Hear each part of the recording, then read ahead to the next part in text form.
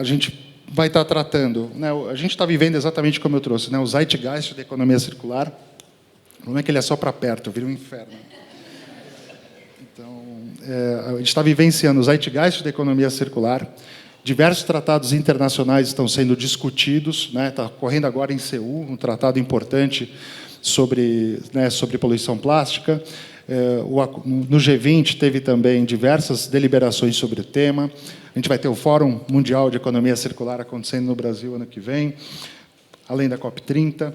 Né, e além dos diversos eventos importantes, como o Circular Experience, que vem ocorrendo também para acelerar esse tema nos últimos 3 anos. E a primeira pergunta que a gente vai trazer é como que a gente não pode deixar de aproveitar esse momento e todas essas oportunidades que o momento nos garante, né, Flávio? Então, primeira pergunta que vai vir para a gente já começar a entender qual é o contexto geral. Eu acho que eu vou convidar o Flávio para trazer a visão dele aqui. Né? Primeiro, estabelecer uma base sólida. Flávio, conta para a gente o que economia circular tem de um lado, por que é importante a gente ter uma visão mais ampla de sociedades circulares. Qual que é o caminho, né, que vem se estabelecendo para que a gente saia de pequenas soluções clusterizadas, né, que estão circunscritas a um determinado contexto, para exatamente ocorrer uma grande transformação da nossa sociedade para esse novo modelo. Bem, bom dia a todas e todos. Obrigado ao movimento aqui pelo convite. Prazer participar de mais um Circular Experience, e com convidados, parceiros, potenciais novos parceiros, né, como já foi dito aqui também, muito legal. Assim, Vinícius, acho que a gente pode olhar sobre diferentes lentes essa questão, né? Eu vou tentar começar com uma coisa mais ampla, quase filosófica, e depois caminhar para algo mais pragmático. Primeiro, lembrar, né? Eu estudei essa questão do óculos, eu também tenho passado por isso, viu, Vinícius? Depois, inclusive, te arrumo um bifocal para a gente usar o design circular com integração de funções, que aí tem os dois, entendeu? Mas, enfim... Hoje ainda estou salvo. Mas com o passar do tempo a gente vai acompanhando um pouco dessa história, é interessante, né? A gente estuda que a economia é aquela ciência que vê como a sociedade vai organizar os recursos escassos para a satisfação das necessidades ilimitadas do ser humano. Então, acho que isso é muito interessante quando a gente olha, num ponto de vista quase que semântico, né, de uma economia circular para uma sociedade circular, está implícito o empoderamento, uma apropriação da sociedade, da economia, como um instrumento para a prosperidade, que não é o que está acontecendo. Então, a gente precisa recalibrar a economia para que ela realmente cumpra a sua função de entregar a satisfação das necessidades ao maior número possível de pessoas, sem comprometer, obviamente, os princípios do desenvolvimento sustentável. Então, essa evolução tem esse tom de recado, que eu acho que é muito importante. Né? Depois a gente pode falar um pouco mais dos outros eventos que você falou, inclusive da perspectiva do multilateralismo, com o G20, com o Fórum Mundial, com COPs acontecendo. Aí, partindo para um ponto um pouco mais operacional, e aí meu DNA de engenheiro não me deixa fugir disso, né? A gente tem que pensar também que isso faz parte de uma trajetória que as empresas estão passando. E aí, falando para a empresa, né, de novo, essa história dos óculos, eu também já tive oportunidade de ver nascer a ISO 14001 na década de 90. E para quem aqui é de empresa e trabalha com a ISO 14001, a gente está falando de processo. É aquela etapa, aquela sequência de operações unitárias que a sua empresa desempenha.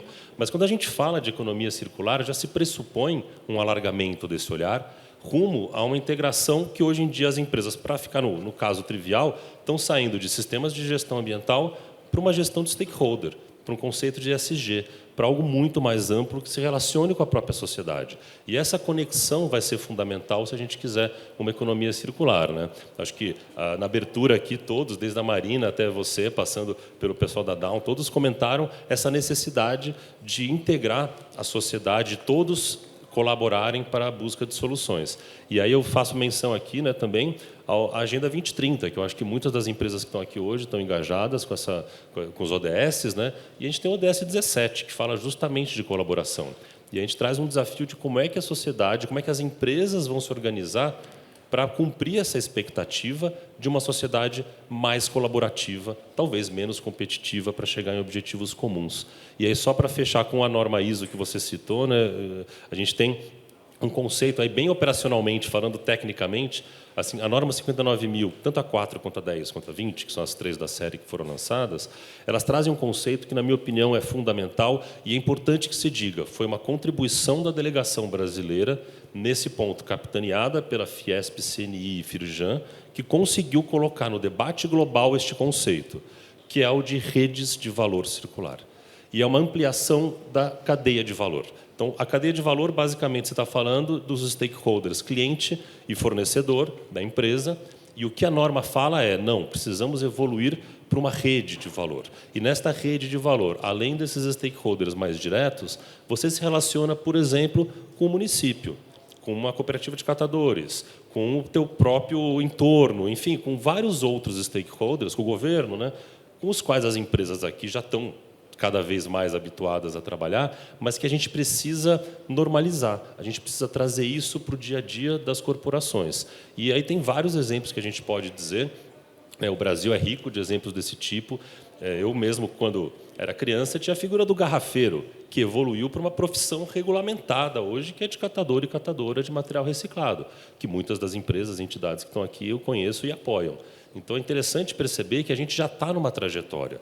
A questão é que a gente perceba e reconheça isso como um processo de evolução e fomente ele para que ele possa cada vez prosperar e ser ampliado numa escala maior, rumo a uma sociedade circular, como você bem colocou, né? Acho que aí cada um vai ter que achar o seu lugar de atuação, mas todos fazendo cada um a sua parte, para usar a terminologia da política de resíduos, num contexto de responsabilidade compartilhada, né? Putz, excelente, Flávio, obrigado. E, bom, numa visão mais ampla, eu acho que o Flávio traz essa visão mais ampla do contexto nacional e global. E eu queria convidar agora a Natália para falar um pouco, quando a gente aproxima a lupa, né, a gente sempre fala que economia circular, de fato, são soluções, é uma visão ampla, com uma atuação local, com um olhar local, né, não existe uma solução que serve para todo mundo, né. A gente teve a oportunidade de fazer uma missão para o Japão, a convite do governo japonês, pela OTS, hoje parceira do movimento, acho que o Hugo está aqui presente também. Vimos diversas ações que fazem do Japão um exemplo de um país rumo a uma sociedade circular, muitas delas inspiradoras, mas o que mais me perguntaram na volta, mas dá para trazer para o Brasil? Eu acho que a resposta não é pegar exatamente a solução que está lá, mas é inspirar caminhos de construção, o que fez eles chegarem naquela solução, né?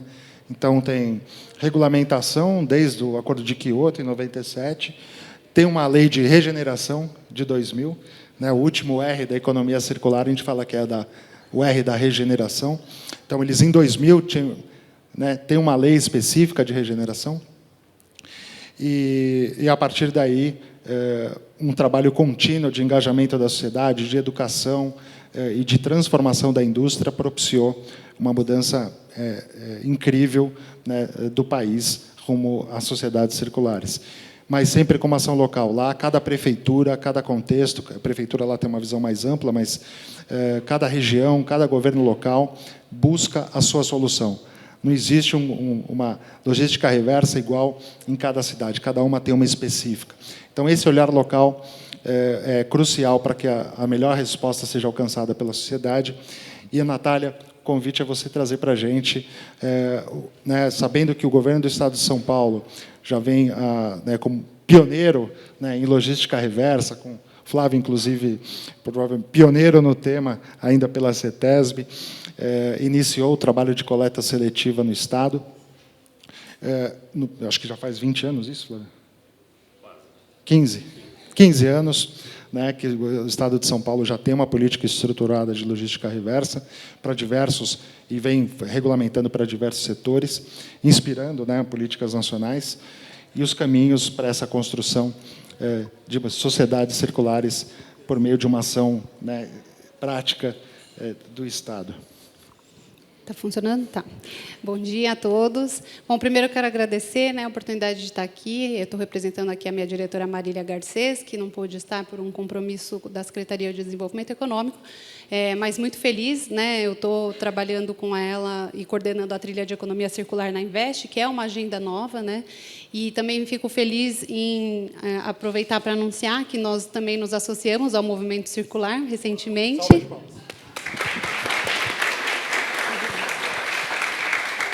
Eu acho que, como, né, em todos os fóruns que a gente tem falado sobre isso,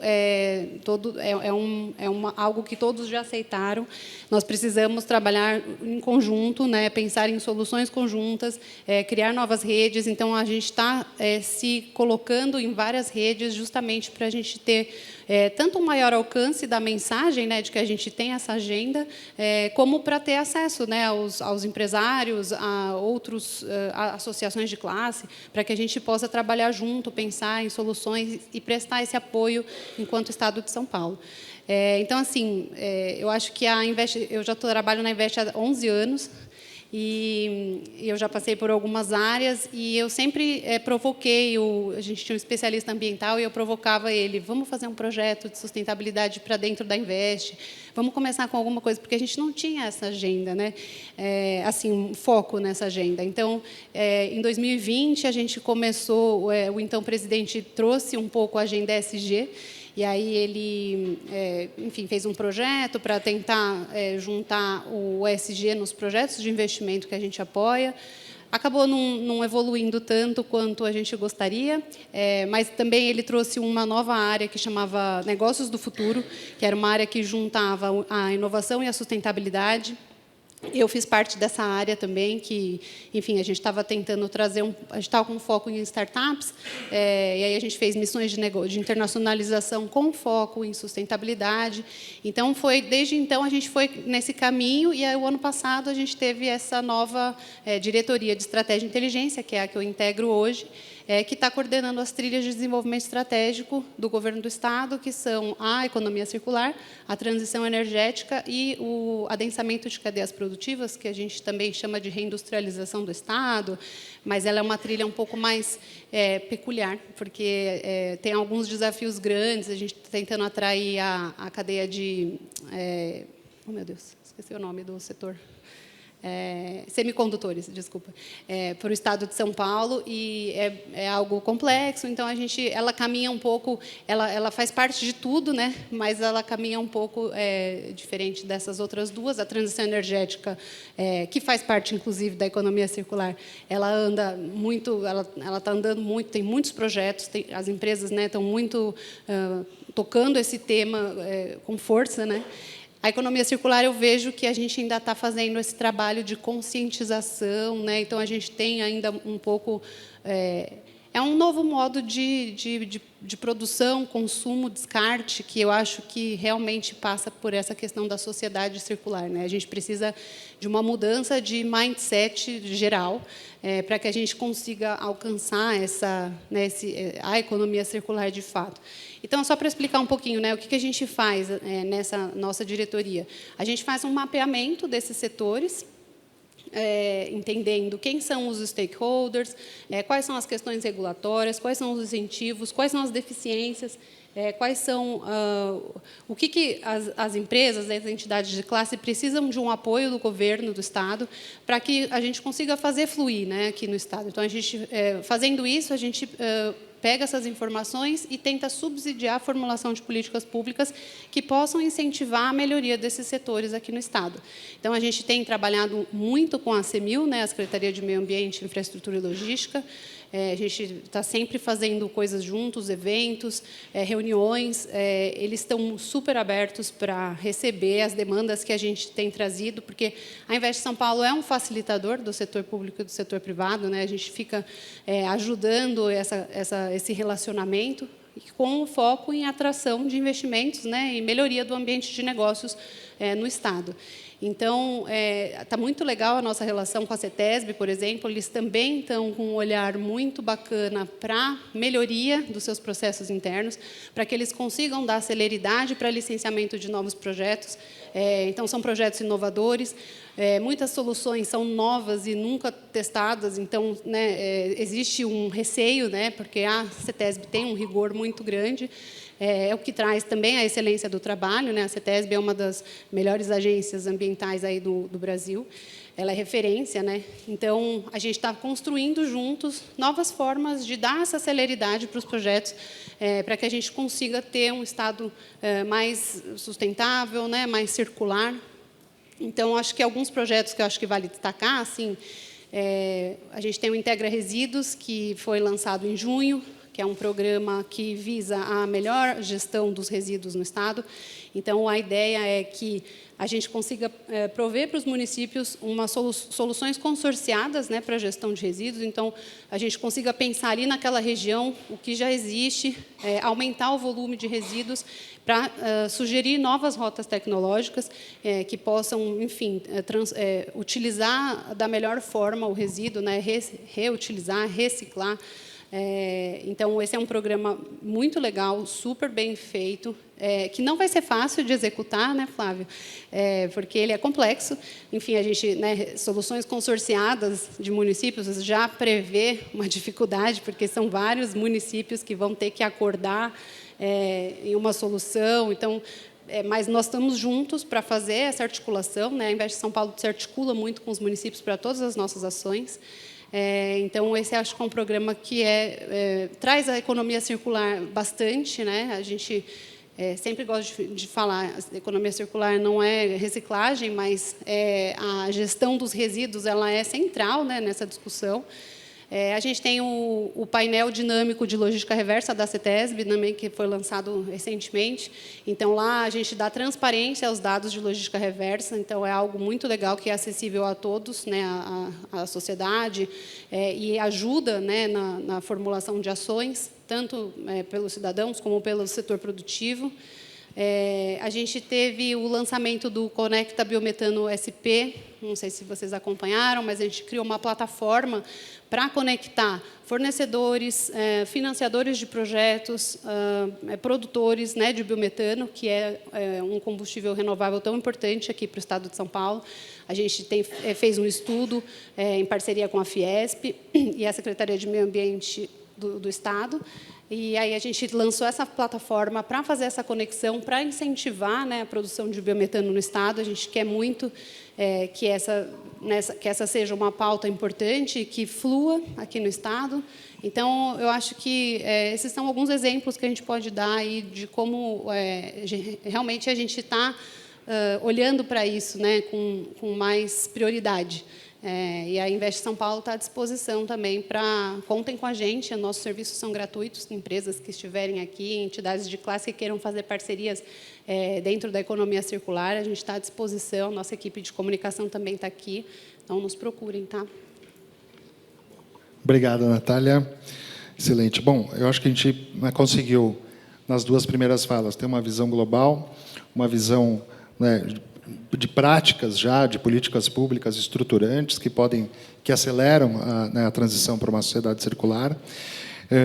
A gente tem 15 minutos de painel, então eu já vou fazer uma pergunta que serve para uma palavra rápida do Flávio e da Natália, e a gente já abre para as perguntas, para a gente poder encerrar o painel a partir dessa discussão. Essa pergunta eu vou ler aqui para exatamente ficar bem clara. Sabemos que a transição para uma economia circular não depende apenas de avanços tecnológicos ou políticas públicas, mas também de uma mudança profunda nos hábitos e comportamentos da sociedade. Como podemos promover essa transformação cultural em larga escala, garantindo que práticas, né, envolvendo aí aos nossos 7 R's, reparo, reutilização, consumo consciente, e tudo que do lado da sociedade faz sentido, sejam incorporadas ao cotidiano das pessoas. Que estratégias são mais eficazes para engajar as comunidades e estimular a participação ativa nesses processos? Então, vou deixar aqui palavra para o Flávio e para a Natália, uma parte breve, para depois a gente caminhar para as perguntas. Bem, Vinícius, eu confesso que eu não tenho a resposta para a sua pergunta, mas eu vou fazer alguns comentários que talvez nos levem a uma construção coletiva do que pode ser uma resposta. Boa, né? boa. Primeiro assim, gente, eu acho que aí é um recado importante para todo mundo. Assim, eu vou fazer um paralelo com outras pautas que eu sei que são muito importantes para muitos que estão aqui. Não basta, a gente já sabe hoje que não basta a gente não ser racista, a gente precisa ser antirracista. Não basta a gente não ser homofóbico, a gente tem que ser anti-homofóbico. Então não basta a gente ser circular, a gente tem que ser antilinear. Isso inclui esforços, isso inclui políticas públicas que talvez exijam algum grau de sacrifício e esforço. Por exemplo, do conforto, da praticidade de um produto descartável ou de alguma outra questão que a gente tenha que lidar. O exemplo que eu sempre dou, hoje é o dia do transporte sustentável, vamos falar de mobilidade. Quem já usou bicicleta como meio de transporte sabe do que eu estou falando. Você chega suado, você tem que tomar banho, tem dia que está chovendo. Tem um esforço aí, além do próprio pedalar, que você vai ter que fazer para deixar o seu carro em casa e ir de bicicleta para o trabalho. A mesma coisa a gente vai ter que fazer em outros contextos. Então, assim, eu acho que a gente vai ter, como sociedade, que construir um mindset para que as pessoas se interessem por isso, para que as pessoas se disponham a esse movimento. A gente talvez tenha que trocar alguns valores que a gente tem hoje por outros que entrem no lugar e que nos levem a esse caminho.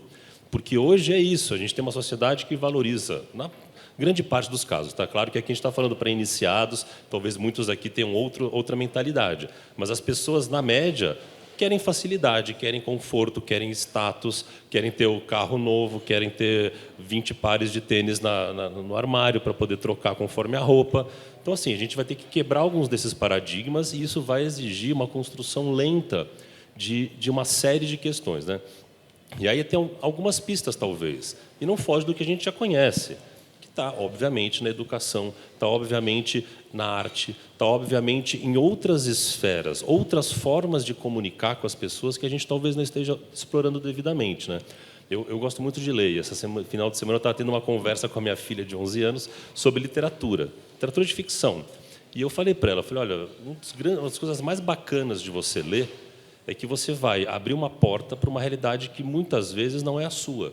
Então, você vai ler uma Jane Austen, você vai ler um Cervantes, você vai ler um escritor que morreu faz 300 anos, e você vai ler e vai perceber que é todo mundo igual, que no final do dia o ser humano é o mesmo. E esses valores humanos que a gente está perdendo nesse mundo cada vez mais polarizado, conflituoso que a gente está vivendo. Então, eu acho que a base para começo de conversa, para poder construir uma solução, vem de resgatar valores que a gente foi perdendo com o tempo. Esse é um ponto. Independente de soluções técnicas, tecnológicas, e a partir daí, com uma sociedade talvez um pouco mais mobilizada, a gente talvez consiga fazer políticas públicas que dependam de políticos eleitos que defendam essas pautas que a gente está falando, que dependa da sociedade aprovar isso e topar, por exemplo, fazer o reuso de uma embalagem ao invés de uma embalagem descartável. Vai exigir que você lave, que você leve de volta, que você entregue no ponto de logística reversa. Enfim, quem está aqui, o pessoal que trabalha com isso, sabe como é difícil engajar as pessoas nesse tipo de situação. As empresas hoje oferecem pontos, benefícios, bônus, cashbacks, e mesmo assim, olhem como é difícil subir os índices de retorno. E a gente está falando, muitas vezes, de uma cidade como São Paulo, que é fácil, entre aspas, porque as pessoas estão próximas. Imagina levar isso para os rincões do país, imagina levar isso para regiões mais pobres, onde as pessoas mal consomem, quanto mais consumir com sustentabilidade. Então, eu acho que a gente tem um grande desafio, como sociedade, de construir a base de valor para, daí sim, vir com a política pública, com a solução tecnológica, para que as empresas, então, possam atuar nesse novo cenário. Não tem muito jeito, gente, é educação, é lento. Obrigado, Flávio. Só mais um detalhe, Vinícius, desculpa, não sei se a gente vai ter tempo de falar disso depois, mas eu queria muito também, já que você me identificou aqui como consultor do G20, fazer uma defesa também dos processos multilaterais. A gente está, nessa semana, para muitos aqui, eu acho que tem representantes, colegas lá na Coreia, fazendo a discussão do Acordo Global dos Plásticos. Então, é importante a gente também defender o papel que tem os órgãos, os organismos multilaterais, como a Organização das Nações Unidas, de mediar um discurso entre países que, com muitos motivos que não vou entrar no mérito, têm posições político-econômicas diferentes e, por questões, muitas das suas próprias circunstâncias regionais, defendem pautas diferentes para chegar em objetivos comuns. Eu acho que a gente não pode perder também de vista esse outro papel, para além das políticas públicas domésticas, de uma orientação rumo à convergência de interesses no processo paradiplomático internacional. E a gente também está perdendo isso. Cada vez a gente vê países se retirando aí de discussões importantes, travando negociações por, às vezes, interesses, na minha opinião, de curto prazo, mesquinhos, de um ou outro setor que representa alguém lá. E a gente aqui no Brasil tem conseguido, com alguns desafios, seguir num caminho do meio, num caminho do consenso. E eu espero que a gente consiga continuar com isso, tanto nessa semana com o Acordo Global dos Plásticos, como ano que vem com a nossa presidência aí da COP30. Espero que a gente chegue lá com sucesso, Vinícius. Obrigado, Flávio. Natália, os seus pitacos aí sobre os desafios para essa construção do papel da sociedade. Eu concordo com tudo que o Flávio falou. Eu acho que esse esforço que a gente tem que fazer para a mudança, mudança sempre, a gente tem sempre resistência com mudança, né? Enquanto ser humano, assim, a gente gosta das nossas zonas de conforto, e de sair dela sempre é um esforço grande. Então, eu acho que a gente, mas vale a pena, assim. Na verdade, o que eu falei ontem no painel, eu acho que a gente tem vai pagar com a nossa vida, a nossa falta de ação, né? Porque realmente a gente está vendo que as mudanças climáticas, enfim, elas estão muito alarmantes, né? Não é um discurso ambientalista, gente. Eu espero que todos aqui estejam com essa consciência. A gente realmente precisa. Então, a única coisa que eu discordo é que eu acho que a gente tem que fazer tudo ao mesmo tempo. Não dá para fazer uma coisa, né? Se conscientizar e depois, não, a gente tudo ao mesmo tempo. Acho que a gente tem uma urgência muito grande de mudança, né? Para uma sociedade circular. Para uma sociedade, enfim, acho que os conceitos eles se misturam, né? ESG, sustentabilidade, e a economia circular também é uma outra coisa que está também dentro desses conceitos. Mas o que eu acredito, assim, a gente precisa ter regulação, né? Porque sem regulação não tem muitas mudanças estruturantes. Então, a gente precisa ter uma regulação adequada que impulsione essa mudança, né, por parte do setor produtivo, das empresas, enfim, da sociedade também, como um todo. Então, acho que isso é importante. Fiscalização, a gente sempre fala isso, né, fiscalização dessa regulamentação, né, que é criada. Então, assim, não adianta a gente ter a Política Nacional de Resíduos Sólidos, que já tem mais de uma década e que ainda a gente tem, quantos são os lixões? Que o número dá uma muda, 3 mil ainda, né? Outro dia eu vi 2 mil, eu achei estranho. Eu falei, acho que esse número está errado. Mas no Brasil a gente tem ainda nessa quantidade de COP o ano que vem em Belém. E a gente tem isso para apresentar para o mundo. Então, assim, cadê a fiscalização, né? Existe uma política super completa, mas a gente não tem fiscalização. Então, muitos municípios ainda não adotam. Então, é isso. A gente precisa criar os instrumentos e fazer valer, né, esses instrumentos. Aí, eu acho que, sim, uma conscientização e educação da sociedade como um todo, e de todas as camadas aí, da sociedade. O movimento circular, eu acho que faz muito isso, né? Então, a gente tem que aproveitar, né, beber desse conhecimento que vocês disponibilizam. Eu acho que esses eventos que a gente faz também fala sobre o tema. Economia circular ainda é um termo que as pessoas não conhecem muito dentro das próprias instituições que têm essa agenda. A gente vê que existe uma falta de conhecimento do que é isso, né? Então, a gente precisa falar mais sobre isso em eventos, nas redes sociais, enfim, para que as pessoas entendam e comecem a trabalhar para isso, né? No seu dia a dia mesmo, como o Flávio falou. E aí, por fim, tinha mais um ponto que eu esqueci. Incentivos. Eu acho que a gente precisa de incentivos para isso. Então, a gente tem as máquinas recicladoras, por exemplo, que dão lá os pontos, cashback, né, que nem o Flávio falou. E ainda assim é tão difícil subir, né, esses números de reciclagem, enfim, logística reversa. Mas a gente precisa disso, porque se com isso é pouco, sem isso é muito menos. Então, a gente precisa desse tipo de incentivo. Por exemplo, na questão do reparo, né? Isso é um problema muito grande, né? Hoje a gente tem ainda aquela obsolescência programada, que não faz nenhum sentido mais, porque é isso, a gente precisa equilibrar a nossa economia, né? A gente tem uma economia do consumo, e do descarte, e a gente precisa mudar isso. A gente precisa fazer produtos que sejam feitos para durar mais tempo e não para quebrar, parar de funcionar, a bateria começa a ficar aquele jeito, fala, putz, vou ter que comprar um novo celular. Aí vai lá e descarta um celular que poderia estar em uso, mas não, você vai comprar um novo. E aí tem o marketing, né, que vem mostrar novos modelos mais modernos, né? A inovação traz também essa questão, né, de você querer algo que está, né, um equipamento, vamos usar o celular, que acho que é mais fácil, que é melhor que o seu, sendo que o seu ainda funciona, ainda tem ótimas funções, mas, nossa, esse é um modelo novo, ele tem aquele marketing. Então, assim, tudo isso faz parte de uma mudança, né, de conscientização mesmo do que a gente precisa fazer. Então, acho que esses incentivos são muito importantes, sabe? Os desincentivos também, talvez, para você ficar querendo novos produtos. Então, é um pouco isso, acho que é o meu recado. Boa. Obrigado, Natália. Obrigado, Flávio, também. E eu vou deixar uma provocação aqui, porque a gente está querendo, ano que vem, trazer para o Brasil, fortalecer, na verdade, uma ação que começou na Europa, que é o Dia do Reparo, né? Eles se mobilizam em oficinas, e todo mundo leva os equipamentos, e junto com os técnicos, eles reparam junto as soluções, criam coisas. Dá para fazer isso com roupa, dá para fazer com eletrônico, dá para fazer com eletrodoméstico. É algo bem legal de ser feito. Acho que o Senai poderia contribuir bastante pensando nas oficinas, os técnicos. Vamos falar sobre isso. E, bom, a gente tem, acho que alguns minutinhos para uma pergunta. Silvio, por favor. Oi, tudo bem?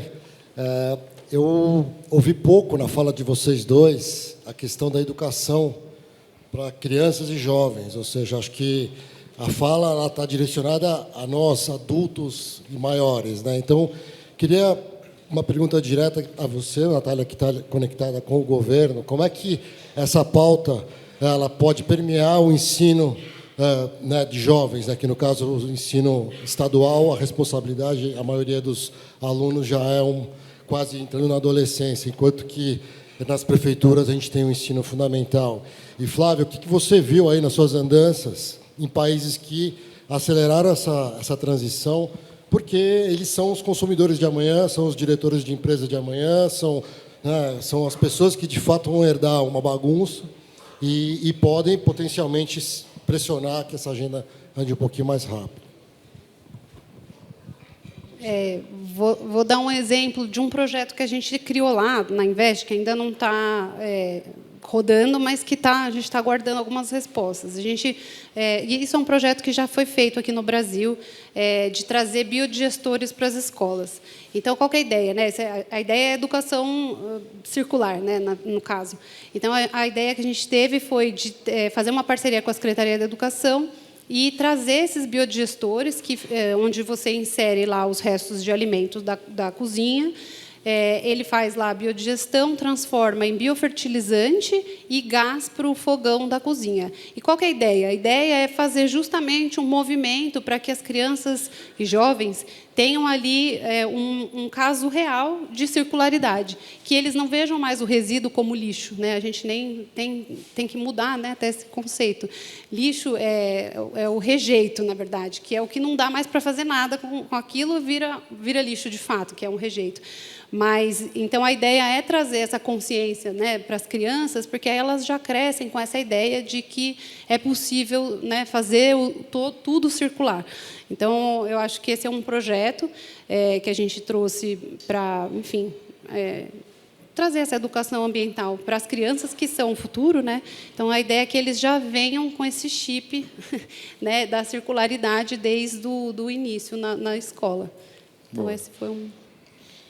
Legal, obrigado, Natália. E aí, Flávio? Silvio, vou tentar ser breve aqui, a pauta é longa, né? Mas, assim, primeiro ponto, eu acho que as crianças já estão vindo com esse chip um pouco diferente.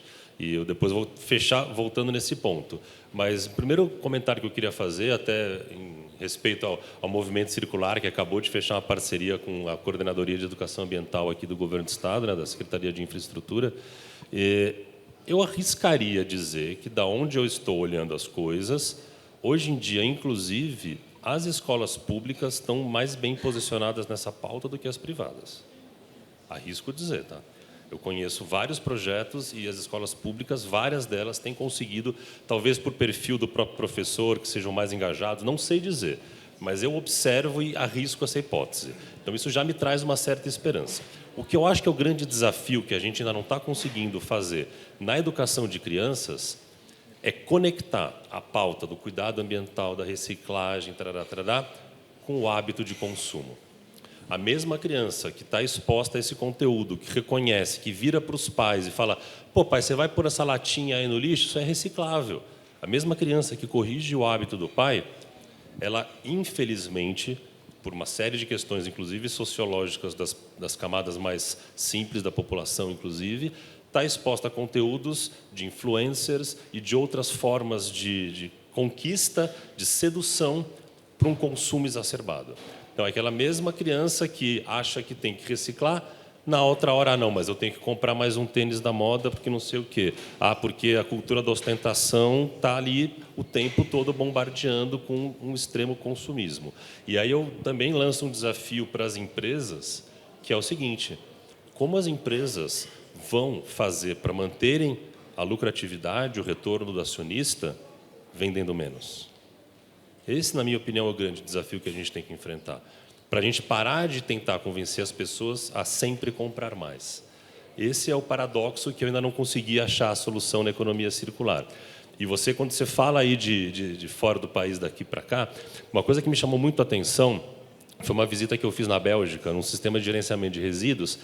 E aí eu perguntei, né, como é que vocês fazem? Falaram, não, aqui para a gente faz parte da cultura você ensinar seu filho desde cedo a levar o lixo no ponto de reciclagem, lá tal, tem toda uma lógica deles, que é um esforço, você tem que sair de casa, lá não é no prédio, você tem que levar o saco de lixo pela rua até um ecoponto, vamos chamar assim.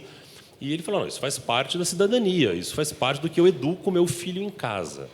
Só que esses pais lá já estão educados ambientalmente há 1 ou 2 gerações. Eu acho que aqui no Brasil a gente não chegou nesse ponto. Então, a gente ainda está na fase onde as crianças estão educando os seus pais em casa.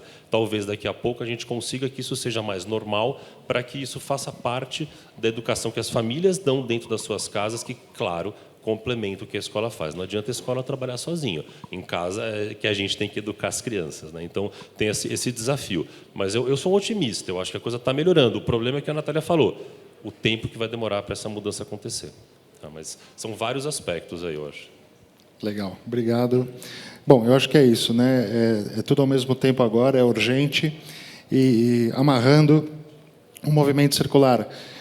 Eu acho que concordo trago, né, um ponto que concorda com uma fala do Flávio sobre como a educação pública tem conseguido resultados mais expressivos, né? A gente realiza anualmente o Prêmio por um Mundo Sem Lixo, o Desafio Circular, premiando as melhores propostas de circularidades que saem das escolas, e geralmente ou está, né, com o MEITEC, do Centro Paula Souza, ou é Senai, ou é Instituto Federal, enfim, Sistema S, sistemas públicos, têm conseguido, em volume, entregar, né, por meio das feiras de inovação, na Febrace, na Mostratec, FETEPS, Fenecite, no Nordeste, na feira afiliada desse ano, a educação pública tem mostrado realmente.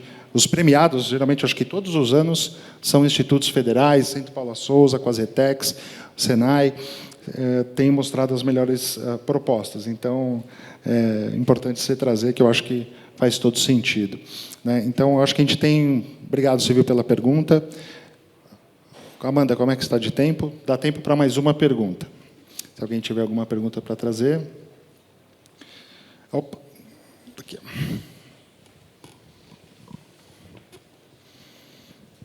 Oi, bom dia a todas e todos. Prometo ser breve pelo tempo. Queria ficar um pouco na pauta da educação. Eu sou o Vitor, sou da Fundação Volkswagen, mas da educação profissional, né? Que a gente vê que a questão da economia circular, ela também abre uma série de desafios e oportunidades de qualificação de mão de obra para trabalhar nesse mercado. E quando a gente pensa as pessoas mais vulneráveis, como que a gente coloca essas pessoas para dentro e ao mesmo tempo faz com que elas não sejam excluídas, eu queria entender do ponto de vista de inclusão produtiva, o que vocês consideram de potencial que a economia circular tem e como nós, Fundação, Sistema S, enfim, podemos trabalhar nisso também. Posso responder começando aqui, Natália, depois você complementa? Bem, para mim é fácil, até porque eu colaboro com o Senai São Paulo, então estou imerso nesse meio cultural da educação profissional e posso te dizer que existe, por um lado, uma enorme necessidade e, por outro lado, um enorme potencial de satisfazer essa necessidade aqui no Brasil, especificamente falando do estado de São Paulo, onde eu conheço um pouco melhor. A gente tem aqui, a própria Natália falou de reparo, né? O Vírus falou do direito ao reparo, isso é uma tendência global. Só para quem não sabe, o direito ao reparo já faz parte do projeto de lei 1874 de 2022, que é a Política Nacional de Economia Circular, que está em tramitação em regime de urgência na Câmara. Então, assim, teremos o direito ao reparo em breve no Brasil. E quem vai fazer esse reparo? Cadê as pessoas? Vamos recriar redes de assistência técnica, por exemplo, para o eletroeletrônico. Tá. Quem vai trabalhar lá? E isso também tem a ver, e é muito importante isso que você trouxe, Vitor, porque não estou falando só da empresa resolver a sua questão, o seu problema, mas criar oportunidades de emprego, de empreendedorismo para pessoas que muitas vezes hoje estão marginalizadas. E eu não estou nem falando só de jovens ou crianças em situação de fragilidade social, mas vamos falar de etarismo. Aquele senhorzinho que tinha uma loja de eletrodoméstico de bairro, que de repente ficou sem renda. Essa pessoa pode se requalificar, fazer o que a gente chama de reskilling, né, no Senai, e voltar para o mercado de trabalho e oferecer um bom serviço. E isso também tem um outro impacto que eu acho muito importante, aí é um outro recado para a economia circular, né, gente? Principalmente para empresas globais. As realidades da economia circular são locais. A gente vai ter que criar fornecedores locais. E cada localidade talvez tenha um desafio diferente. Então, por exemplo, embalagem. Talvez uma empresa global vai ter que se conscientizar que determinado produto, nessa praça é melhor esta embalagem, porque tem a cooperativa de catador aqui, naquela é melhor ali, porque tem a fábrica de vidro do lado, e assim sucessivamente, cada empresa vai ter que achar as suas soluções. E na questão de reparo, na questão da economia, eu não quero só me restringir ao reparo, mas remanufatura, pensando no setor automotivo, vamos falar de outras estratégias, né, da economia circular, a gente vai ter que ter soluções locais dos pequenos negócios. Esse, até só fazendo um parênteses, também foi um tema importante no G20, né? Quando a gente chegou na pauta da transição justa, eu cheguei lá todo, não, porque os catadores, as catadoras, tarará. Não, legal, isso é uma pauta importante, mas e as pequenas e médias empresas?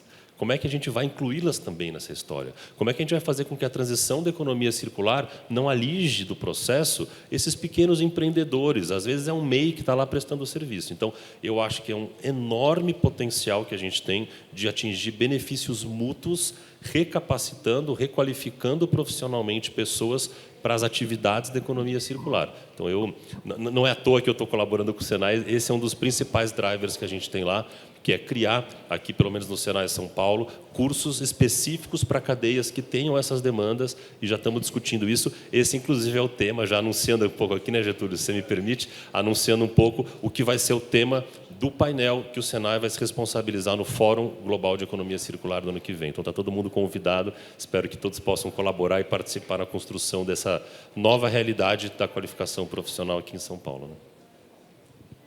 Boa. É isso? Gente. Perdão. Não, só complementar assim, eu acho que a Invest, a gente tem também uma parceria importante com o Centro Paula Souza, por exemplo. Então, quando a gente recebe um investimento que precisa de uma qualificação profissional específica, a gente tem uma parceria e a gente cria cursos, né, específicos para qualificar aquela mão de obra. E aí o que eu acredito... Hoje a gente ainda não tem essa demanda, né? Mas eu acredito que fomentando mais, né, a circularidade, projetos circulares, a gente vai ter essa necessidade. Mas até foi uma boa provocação para mim levar essa pauta ali para a nossa diretoria, porque é algo que a gente, como a gente é uma diretoria nova, a gente ainda está estruturando uma série de de ações, né? Inclusive, capacitação é uma que eu sempre falo, e eu gostaria muito para pequenas e médias empresas, porque a gente tem lá na Invest uma área de promoção de exportações, e a gente faz capacitação de pequenas e médias empresas, que é quem precisa do nosso apoio, né? As grandes empresas têm uma área toda de exportação, por exemplo, e eles têm especialistas, não precisam de tanto apoio. A gente presta, mas eles nos buscam menos. Agora, as pequenas e médias, elas precisam de capacitação, elas precisam entender o que é esse conceito. Então, é algo que está na minha... É uma sementinha que eu quero plantar, mas, enfim, a gente tem uma série de ações acontecendo e pouca equipe ainda, mas é algo que a gente também, assim... Eu pretendo provocar ali a nossa presidência e diretoria para colocar também, porque eu acho que faz parte dessa conscientização, né, para uma nova sociedade circular. Então, é um pouco, acho que é essa mensagem. Ótimo. Gente, trouxemos, né, no painel uma visão global de como que o mundo caminha para a transição para uma economia circular, ações práticas de políticas públicas sendo implementadas, e na nossa discussão a provocação, porque eu acho que não tem realmente, Flávio, não existe uma resposta, existem caminhos, né, para a construção de respostas, como que a sociedade pode se engajar de forma transversal, com temas que estão emergindo. Eu acho que a gente deixou aqui, na conversa, falar sobre, né, o direito ao reparo. Isso é algo que me dói bastante. Acabei de jogar fora um monitor novinho, porque tinha uma pecinha que não tinha conserto, não tinha o que fazer.